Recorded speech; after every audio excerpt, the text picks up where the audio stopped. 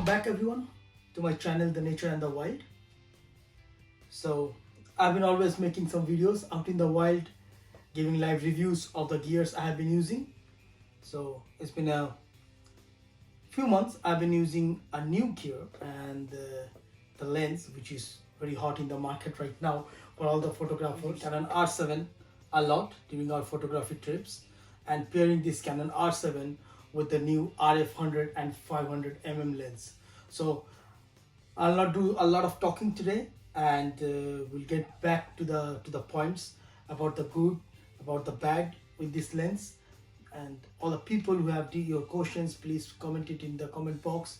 I will try to give you some answers. Then I will show you some picture and also put it in this video so you guys can see how this lens is performing, and about the picture quality, how sharp they are. So this is all we're going to discuss in today's video. Today is all about the lens. So let me open the lens for you. So when you buy the lens, you get a nice cover, which is very handy. You can just take it like that, and you have to open it. It's very fancy. So if you open like this, you see, and here is the beauty. So this is RF 100 500 lens. All the people who did not buy it yet but want to buy, this is for them. This lens is quite light, you can see. It's very usable, it's not too heavy. I also use Sigma 100 50 by 600. It was too heavy, because of that I had to exchange it. So this lens. So quickly at the specs, this is a zoom lens. So you can see, if you move this zoom ring, you can zoom it up to 500. So this is 100 to 500 mm is the maximum zoom, and on the 500 mm the aperture is 7.1. So if you go to the website and check for this lens, you can see this lens says it's a 7.1 IS USM. So what does it mean? Let's start with the numbers. So IS, image stabilization. So the image stabilization of this lens is pretty good. So this lens is optimized for the images. So IS stands for that, and that USM is ultrasonic motor. So that means how the autofocus system of this lens is work when you use it pairing with your camera. They are very fast, effective, spot on focusing. They are very good. So second, compatibility. This lens is pretty much compatible with all the R systems right now we have in market. R3, R5, R6 Mark II, R7, R10, all of them use this. This is very compatible with those cameras. So anybody have any one of these cameras, you can go for this lens for your use. It's pretty much a 77 mm filter on top of it. So if I open this, I use a Hoya UV filter just to protect the lens. It's not like condensed filters, but I just use it to protect my lens. It will stop the dust going in, so I'll always keep it on. This is a 77 mm filter.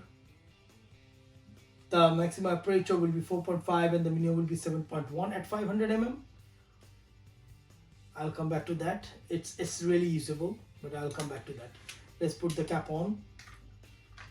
So out of the box, you get the lens. You get a lens hood with that, which just pretty good. With this kind of lens, you got a tripod ring collar, which is very useful. You can tighten it and make it loose from this side. It's very nice. You have a couple of options here. I can go one by one in a while. Then you have your control ring and you have your focusing, which is very weird here. They put the focusing at the end, and if you want to manual focus, it's little bit, it's not very easy during the photography, but we all use most of the time autofocus, so this is not needed. But yeah, it can be useful. It can be useful when you are doing a macro, because it's a 100 mm lens. It can focus so close, the 3 meter. It's like two long hands of yours, and you can take nice pictures at 100 mm.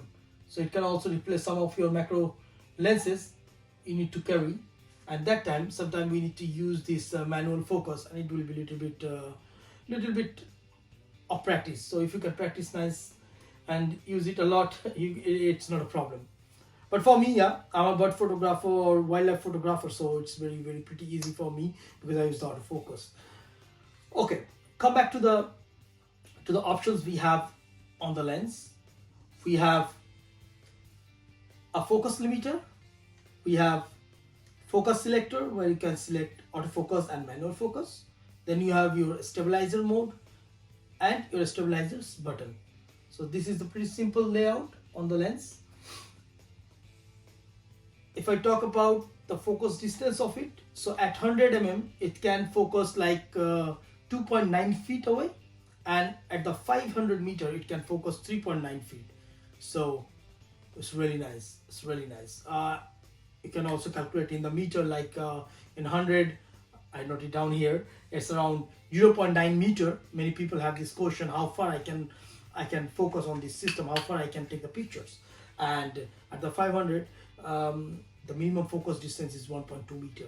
So pretty usable. Good about the lens, this lens is pretty good. Ultra sharp, 7.1, it doesn't matter, it's a very sharp. I will show you the pictures, you can have a beautiful understanding. Razor sharp pictures with that. Ultra close focus.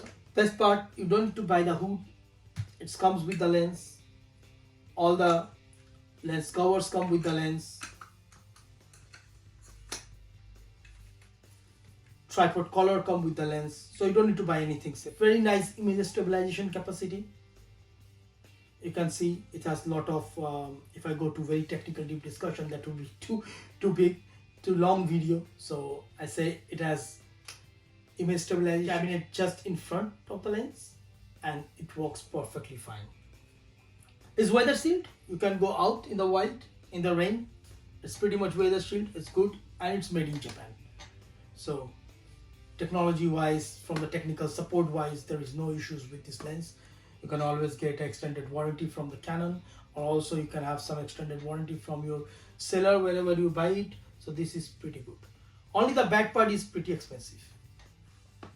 Sometimes I think it's too expensive with the worth of this lens, but again, it's a native Canon lens and we are all used to with that. Okay, so let's get back. If you check on this lens, we have the first option is a focus limiter, which has two options, full and 3 meter to the infinity. So you can select the full, or the minimum focus distance will be 3 meter to the infinity. So I just use this lens as a full focus limit. So I don't set any limiter, it's completely full.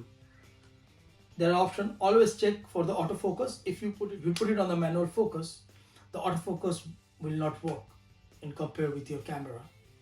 So you always have to be careful. And sometimes what happens, you are hanging it in the corner and you are walking, and then you suddenly see your camera is not autofocusing. Then check this button. It happened many times with me, with Sigma especially. The button moved to the manual focus and I couldn't focus anymore. Okay, the third one is the stabilizer. So I always keep it on. It's pretty good. Okay, there are a couple of questions I saw people have on the videos, and I think I will address that right now in a very small note. Is that the stabilization mode on your lens and the stabilization mode on your camera, they works together. So if you keep it off, then only the stabilization mode on your camera will be working. But I will suggest, as a standard photographer, as a wildlife photographer, always keep both of them on so they can be in sync and give you a nice stabilized image. It's not only about the still image, or I'm also talking about the dynamic images or the fast moving, or while you are shooting, making videos. So that's pretty usable. Now guys, we need to understand one small thing. There is a stabilizer mode on this lens, which is 1, 2 and 3. So let's discuss about the 3 different modes we have here. So the first mode is a very general. So it's all purpose. You can use it for your video, for panning, for everything. Okay, so this is the one. If you don't know what to do, keep your lens number 1, all purpose image stabilization mode. You are good to go. Now, number 2 is for panning. you are shooting something and you are moving your lens like this, your camera like this, that's panning, and that time you want your image to be stabilized as much as possible with your lens. So if you put it on 2, it's very optimal and work very digitally with combination with your camera, and try to keep the image or the video as much as stable as possible. I did it and the picture qualities are really good. I will show you. I don't have that much handshake move when you're handholding and penning. It's reduced a lot. And number 3 is very special, is for the tracking the first flying object. So if you are making a video of a bird flying in front of you and you are just panning your camera, at the moment your camera is tracking the bird, tracking the subject, and you move your lens, the moment you have the handshake, little bit of the shake and little bit of the vibration during the shoot, this image stabilization mode is pretty perfect for that. So I will put a small clip in the video, and in that clip the bird is moving and I'm just trying to shoot it, and you can see how nice it is. It's capturing and the image stabilization mode on this lens. So pretty good. Moreover, this lens is a 5-stop image stabilization, so that is very good. You have a small ring here. I forgot to mention that if you move it this side, it will be tight and the lens will not shaggy or come out, and if you put it like smooth, then the movement is more smooth and this is more tighter.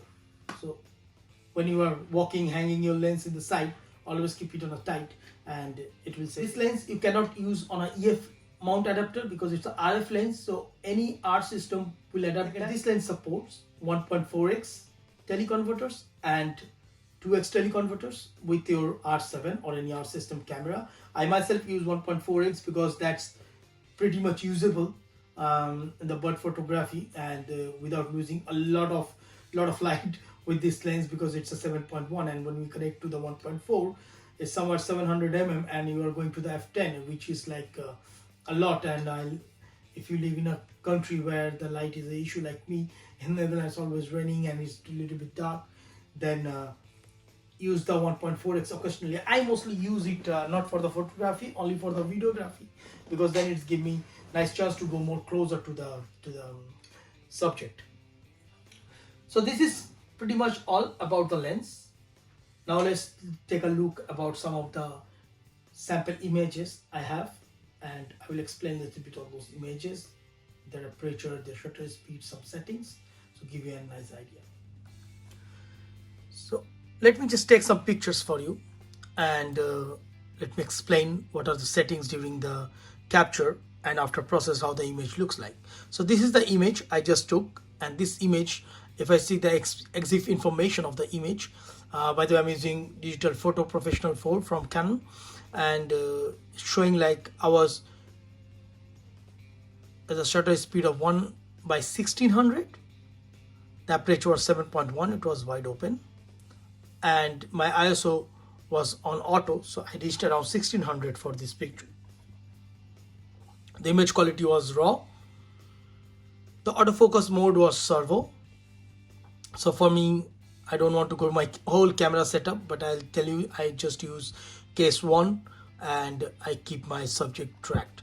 So this is the picture.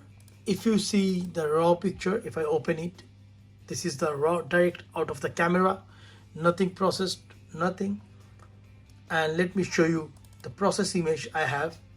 This image I processed using the Lightroom after removing some shadows, some backlights, make it a little bit denoised using the Lightroom new AI denoise program. And this is how sharp the image is. You can look at it.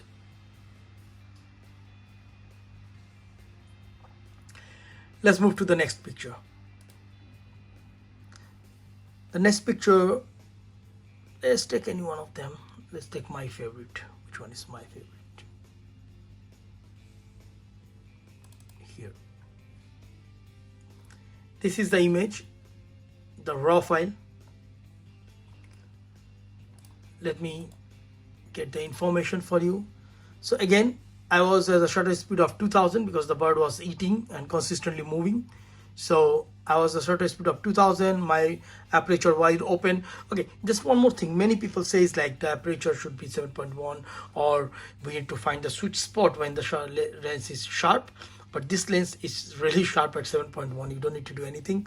And then I get same settings in the RAW.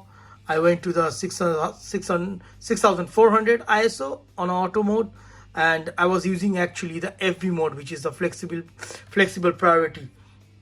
So in the FV mode, if you know, I keep a constant shutter speed and the aperture, and then I keep the ISO auto, and I only play with the exposure, and I'm at 500 mm. So pretty much this is the raw image of the bird, and if I show you the processed image, that will be here. This image has been processed. Let's take one more example with a 1.4x converter I used. Here is the image. The bird was a little bit far on the porch, and this is the raw image using the 1.4x converter. It's the same, the info. I was at 1/1000, and 6400 was the ISO, and the raw I was at f10, and now this is the processed image in the Lightroom. So you guys have a nice idea how this lens is performing in the field. Also, let me show you a nice video sample which I can directly show you. This is a video sample directly from the camera. You can see. Don't move. You can hear all the noise behind. Let me show you another one. This is the video footage. Yeah, of course I need to little bit process it, which I didn't do. This is the raw footage from the camera. Thank you guys for all the support. Please like and subscribe my channel. For more reviews, push your questions into the comment box. I will try to answer them. And if you want any live support, and then I can go out in the wild again, explain how this lens works. So thanks a lot.